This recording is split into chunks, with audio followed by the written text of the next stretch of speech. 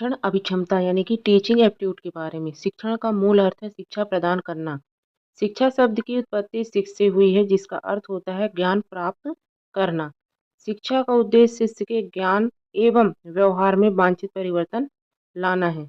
शिक्षा प्रदान करने वाले को शिक्षक, अध्यापक या अध्येता कहा जाता है। शिक्षा के संकुचित अर्थ के अनुसार शिक्षा केवल शिक्षण संस्थानों में ही दी जाती है। इसका एक निश्चित पाठ्यक्रम और अवधि है।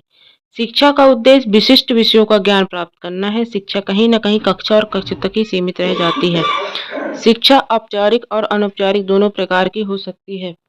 अनौपचारिक शिक्षा मुख्यतः परिवार और समुदाय द्वारा जीवन के आरंभिक वर्षों में प्रदान की जाती है।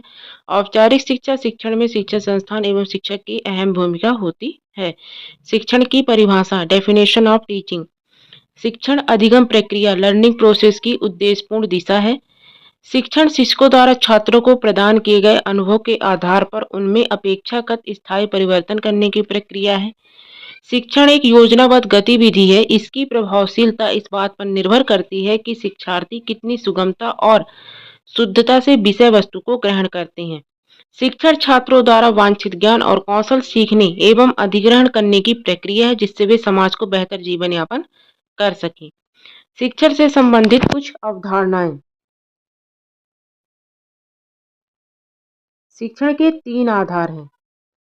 कौन कौन से हैं? क्यों, कैसे और क्या।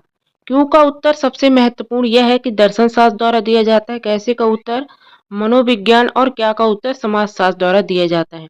इसलिए हम संक्षेप में कह सकते हैं कि शिक्षा का मूल आधार दर्शन शास्त्र, मनोविज्ञान और समाजशास्त्र है। आदर्शवाद।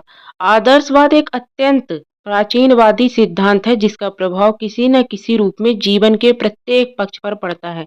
अरस्तू के अनुसार शिक्षा का मूल उद्देश्य व्यक्ति को नैतिक एवं बौद्धिक सद्गुणों का आधार बनना है। सत्यम, शिवम और सुंदरम की व्याख्या आदर्शवाद की प्रमुख विशेषता है। प्रकृतिवाद। इसमें प्रकृति को ही शिक्षा माना गया है और पुस्तकी ज्ञान पर कम बल दिया जाता है। बच्चा यदि वृक्ष पर चढ़ना चाहता है तो उसे ऐसा करने दे। गिरने से उसकी अपनी भूल का एहसास होगा। इसमें निषेधात्मक शिक्षा को शामिल किया गया है। इसके अंदर क्रियाशीलता तथा व्यवहारिकता को महत्वपूर्ण स्थान दिया गया है। इसको प्रयोगवाद भी कहा गया है। प्रयोजनवाद को अमेरिका की देन माना गया है। प्रयोजनवाद। जॉन डेवी को प्रयोजनवाद का मुख्य प्रतिपादक माना गया है। इसके अंतर्गत क्रियाशीलता तथा व्यवहारिकता को महत्वपूर्ण स्थान दिया गया है। अस्तित्ववाद के प्रमुख प्रतिपादक कीर्कगार्ड हैं, जिनका कहना है कि मेरा अस्तित्व है इसीलिए मैं सोचता हूँ और मैं सोचता हूँ इसलिए मेरा अस्तित्व है। इसमें व्यक्तिवाद पर अधिक बल दिया जाता है। अस्तित्व को बनाए रखने या पूर्णता लक्ष्य को प्राप्त करने के लिए व्यक्ति को स्वयं संघर्ष करना पड़ता है। योग।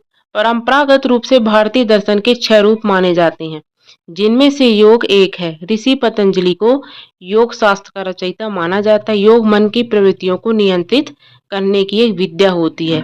यह मात्र शारीरिक व्यायाम नहीं है।